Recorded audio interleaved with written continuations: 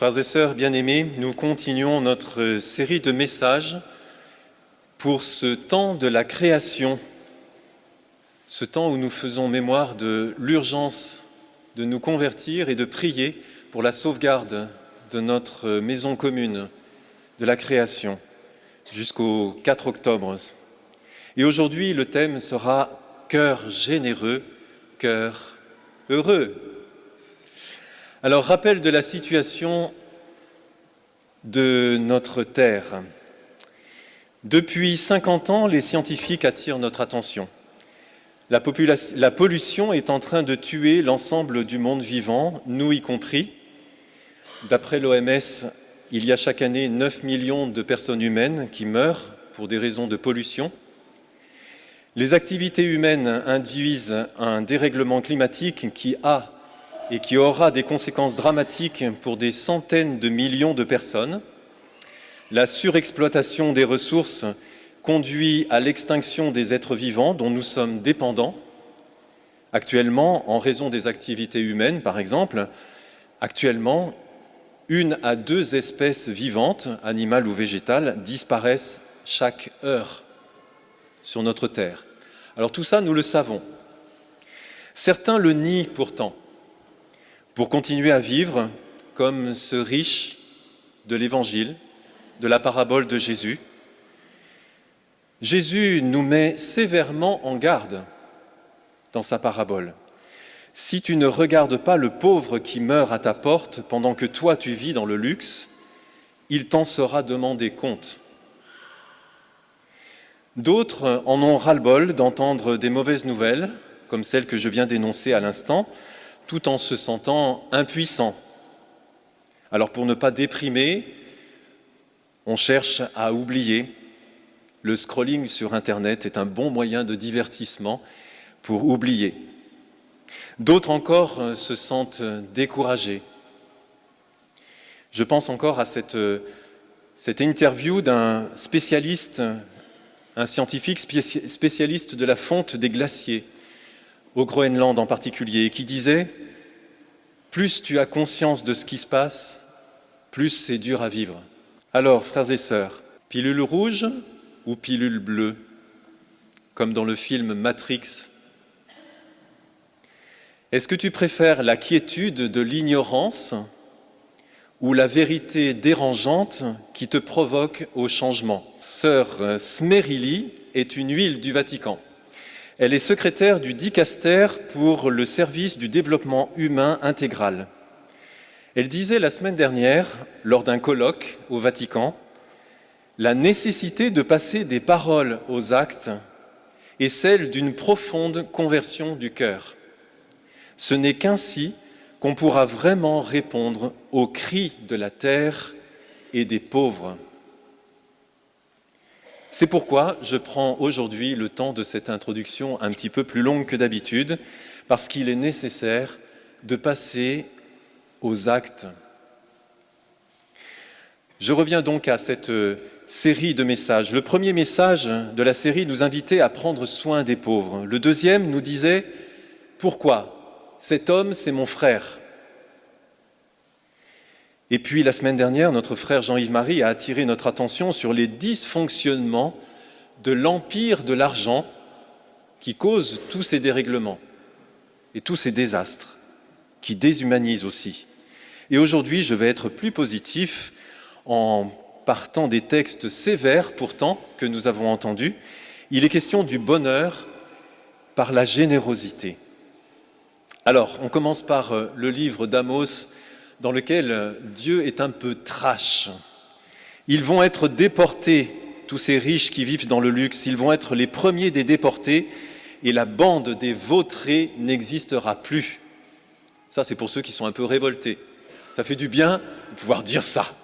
Voilà, pour les révoltés. La bande des vautrés, ce sont ceux qui profitent de leur confort, de leur niveau de vie, voire qui recherchent sans cesse davantage de confort, un niveau de vie toujours supérieur, quelles qu'en soient les conséquences. C'est-à-dire, profondément, ceux qui vivent pour eux-mêmes.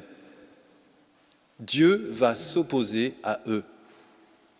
Et si ce n'est pas sur cette terre, c'est dans l'au-delà, comme Jésus l'enseigne dans cette parabole que nous venons d'entendre et qui est un véritable avertissement. Mais à l'inverse, dans le psaume qui a suivi, Dieu affirme avec force qu'il est du côté des pauvres. Alors ça, c'est un trait qui traverse toute la Bible. On en a juste un extrait ici, dans ce psaume. « Le Seigneur fait justice aux opprimés. Aux affamés, il donne le pain. Le Seigneur délie les enchaînés. Le Seigneur ouvre les yeux des aveugles. Le Seigneur redresse les accablés. Le Seigneur aime les justes. Le Seigneur protège l'étranger. Il soutient la veuve et l'orphelin. »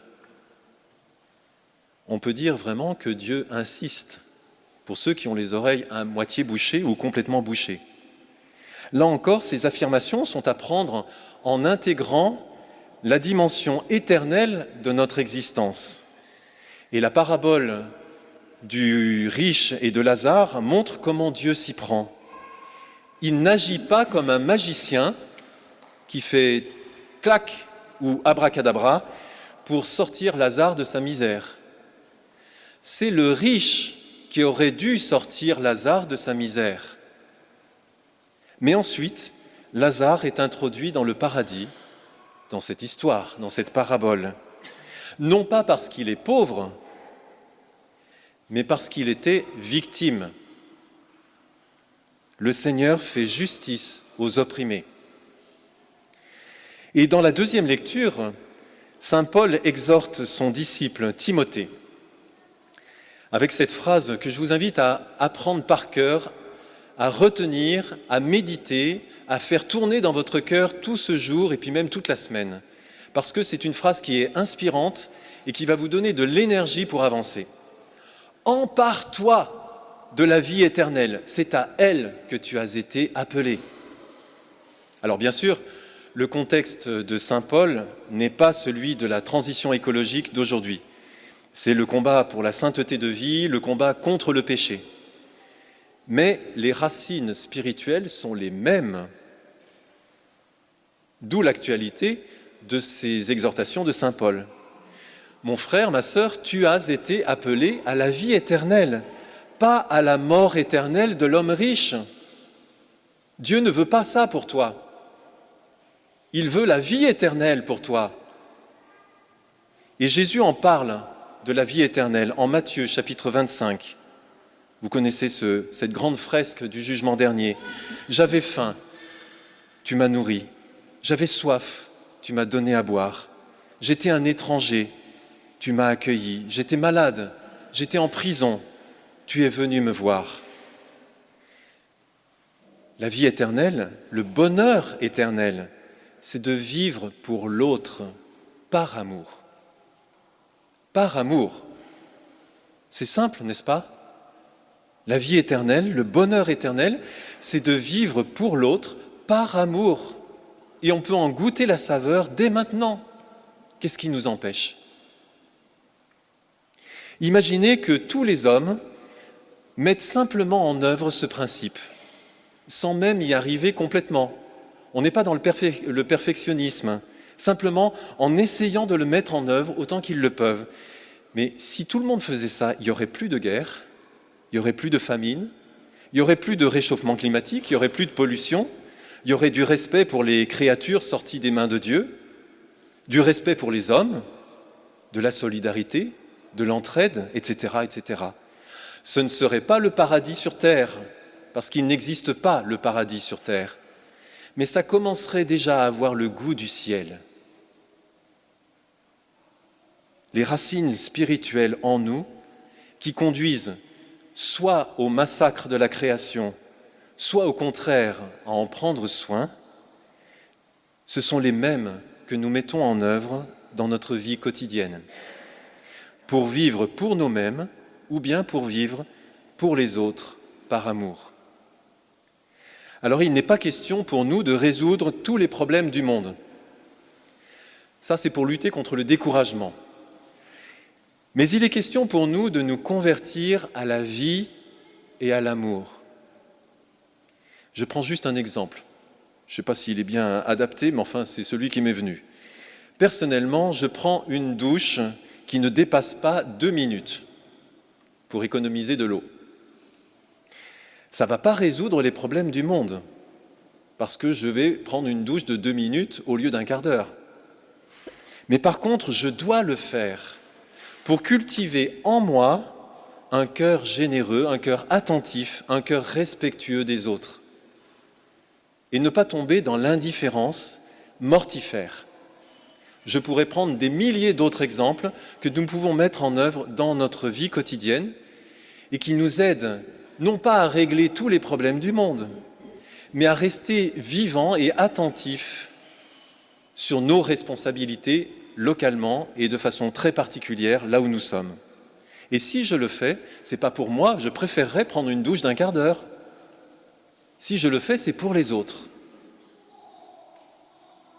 Dans la paroisse, nous vous invitons à cultiver dans vos vies cette générosité, à apprendre à vivre pour les autres, parce que ça va changer les choses autour de vous.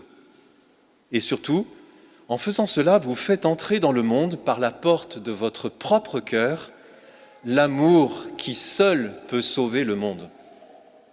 Vous faites entrer dans le monde, par la porte de votre cœur, l'amour qui peut le sauver.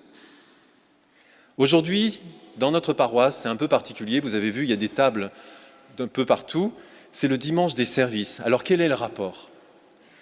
Les services de la paroisse ne sont pas des cases à remplir pour que la paroisse tourne. Les services paroissiaux sont des lieux où chacun peut trouver sa place, déployer le meilleur de lui-même pour le bien commun. Pour le bien commun. Et c'est là l'important, que chacun œuvre avec les autres pour le bien de tous. Que chacun déploie sa générosité et la joie qui va en résulter. En fait, tous ces services sont, premièrement, des lieux d'entraînement à la générosité et à l'amour. On est à l'entraînement, comme aux Jeux Olympiques, si vous voulez. Il faut des heures et des années d'entraînement pour arriver à avoir la médaille d'or. Ça, c'est les services paroissiaux, entre autres. Mais dans vos familles, c'est aussi ça, hein. Deuxièmement, les services paroissiaux, ce sont des lieux complémentaires qui permettent ensemble d'avoir un impact plus grand que chacun de son côté. Un impact ? Oui, pour que le royaume de Dieu s'étende autour de nous. Et à plusieurs, l'impact est plus fort que tout seul. N'oubliez pas que servir, c'est aimer en acte. Tant que tu dis que tu aimes, mais que tu ne passes pas des paroles aux actes, tu es un menteur. Mais lorsque tes actes montrent ton amour, l'amour qui t'habite, alors Dieu, la vie de Dieu, passe à travers toi, en toi, et se diffuse autour de toi. Et alors tu es heureux, parce que tu donnes de l'amour, et tu rends les autres heureux. Et c'est ça la diffusion du royaume de Dieu. Servir, c'est aimer en acte, c'est partager en acte, et je vous rappelle l'acronyme que j'aime bien présenter, dont j'ai parlé plusieurs fois. Acte, c'est A comme argent, C comme compétence, T comme temps, E comme énergie. Donc, si tu aimes, partage ton argent, partage tes compétences, partage ton temps, partage ton énergie pour le bien de tous, pour le bien commun. Partage ce que tu es, partage ce que tu as. Sers avec amour. Tu vas grandir en générosité, tu vas grandir en bonheur et tu vas rendre d'autres heureux. Et alors, tu entres de plein pied dans le temps pour la création. Il n'y aura pas de réponse à la crise écologique sans générosité. Alors exerce-toi en paroisse avec d'autres et ensuite engage-toi dans le monde pour affronter les défis de notre temps. Pas tout seul, avec d'autres. Et tu vois, c'est ça que saint Paul dit quand il dit « Empare-toi de la vie éternelle ». Ne reste pas inactif, ne reste pas sur ton banc, ne laisse pas les autres se déployer, mais toi aussi, lève-toi et sois actif dans l'amour. Alors c'est le challenge que je vous propose d'habitude c'est pour la semaine, mais aujourd'hui c'est pour le jour, un challenge du jour, eh bien engage-toi aujourd'hui, si ce n'est pas encore le cas, dans un service paroissial pour déployer avec d'autres ta générosité et en être heureux. Mon frère, ma sœur, empare-toi de la vie éternelle. Amen. Amen.